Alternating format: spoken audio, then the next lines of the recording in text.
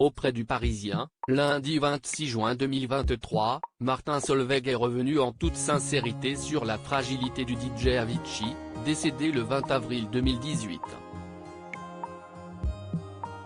Malgré une belle relation entre les deux hommes, le Français a d'abord été mitigé sur le comportement de la célébrité suédoise.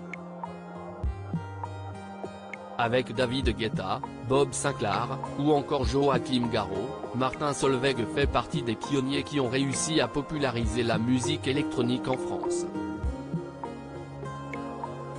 Il est l'un des artistes à avoir mis en avant le mouvement French Touch, reprenant les codes de la musique hard à la sauce française.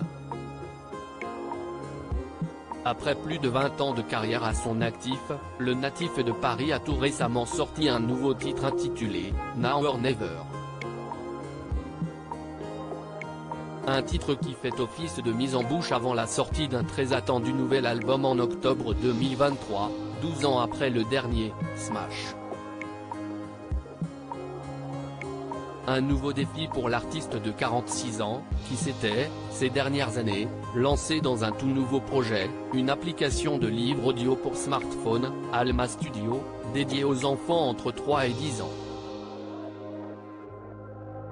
C'est né des heures passées avec ma fille à lui lire des histoires, et à écouter beaucoup de podcasts parce qu'elle aime beaucoup l'audio, expliquait le DJ au micro d'Europe 1, le 30 juin 2020. Je l'avais appelé pour calmer le jeu lundi 26 juin 2023, c'est auprès du Parisien que l'habitué des festivals mondiaux s'est livré, entre autres, sur la sortie prochaine de son nouvel album. Mais l'auteur-compositeur-interprète est également revenu sur un sujet plus délicat, le suicide d'Avicii, le 20 avril 2018. Tim Berglin, de son vrai nom, était considéré pour beaucoup comme l'un des génies de l'industrie de la musique électronique des dernières années. L'artiste français axe sur la fragilité du Suédois, avec Avicii, on était devenus un peu potes, j'ai découvert un mec génial, très sensible. Tim était plus fragile émotionnellement que les autres et, dans notre métier, il faut être costaud psychologiquement, bien ancré, avec de vrais piliers autour de soi, comme mon épouse, ma famille, mes amis, une dizaine de personnes qui ne m'ont jamais lâché.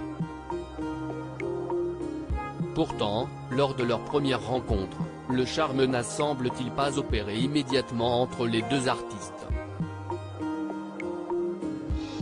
Sur 20 ans, je me suis disputé avec 2 ou 3 mecs, si est rare.